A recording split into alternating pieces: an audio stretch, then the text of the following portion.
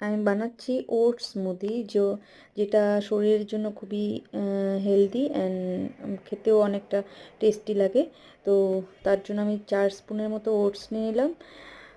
তার সাথে half glass দুধ অ্যান্ড হাফ গ্লাস জল মিশিয়ে মিক্সিতে, তার সাথে আমি একটা বানানা নিয়েছি, আর টেস্টের জন্য পিনাট বাটার, তারপরে আমি ডার্ক চকলেট অ্যাড করলাম, আর সেটা একটু সামান্য কফি নিয়েছি, টেস্ট জাস্ট ফর টেস্ট, তোমরা দিতেও পারো নাও দিতে পারো।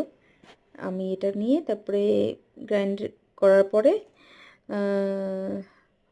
তারপরে ও লাস্টে আমি একটু ডার্ক চকলেটস উপরে দিয়ে জাস্ট সার্ভ করলাম, আর সেটা খেয়ে জাস্ট ইয়াম লেগেছিলো, ইয়াম।